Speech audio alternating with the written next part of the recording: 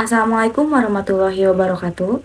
Salam sejahtera bagi kita semua. Saya Chelsea Aulia sebagai mahasiswa dari Universitas Terbuka UPBJJ Garut, program studi Ilmu Komunikasi.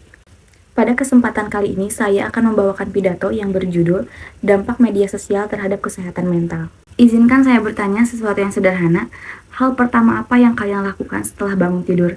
Kalau jawabannya adalah membuka ponsel dan langsung ngecek media sosial, maka kalian tidak sendirian. Jutaan anak muda Indonesia melakukan hal yang persis sama setiap harinya.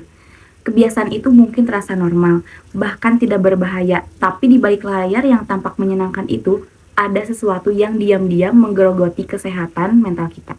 Inilah yang ingin saya bahas bersama teman-teman hari ini, bukan untuk menakut-nakuti, tapi untuk membuka mata kita bersama-sama. Pertama, fakta yang tidak bisa kita abaikan. Teman-teman, mari kita mulai dengan data. WHO mencatat bahwa 1 dari 8 orang di seluruh dunia hidup dengan gangguan kesehatan mental. Dan angka ini terus meningkat seiring dengan meningkatnya penggunaan teknologi digital. Di Indonesia sendiri, data dari Kementerian Komunikasi dan Informatika menunjukkan bahwa penggunaan internet aktif sudah melampaui 200 juta orang, dengan mayoritas mengakses media sosial setiap hari. Dan yang paling banyak berada di kelompok ini adalah kita generasi muda di usia 18 hingga 25 tahun. Lalu apa masalahnya? Bukankah media sosial justru membantu kita tetap terhubung? Benar, ada manfaatnya. Tapi ada batas yang sering kita lewati tanpa sadar. Studi yang dipublikasikan menunjukkan bahwa penggunaan media sosial secara berlebihan terbukti meningkatkan risiko depresi dan kecemasan, terutama pada kelompok usia remaja dan dewasa muda. Bukan karena medianya jahat, tapi karena cara kita menggunakannya yang kerap tidak sehat.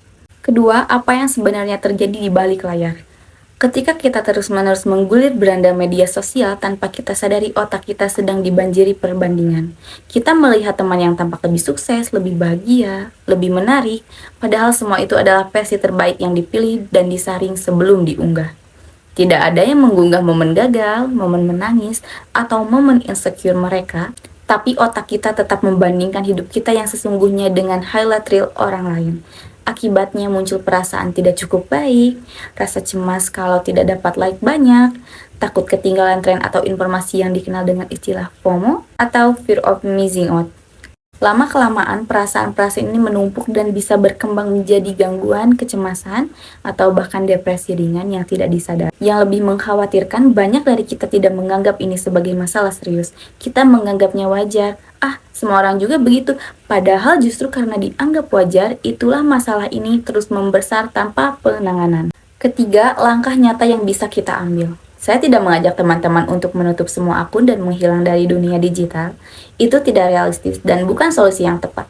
Yang saya tawarkan adalah perubahan kecil tapi bermakna dalam cara kita berhubungan dengan media sosial. Poin pertama, mulailah dengan menentukan jam bebas layar setiap hari, misalnya 1 jam sebelum tidur dan 1 jam setelah bangun.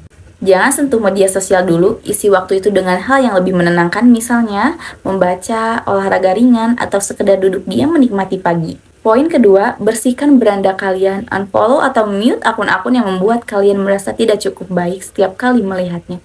Gantikan dengan akun-akun yang inspiratif dan membangun.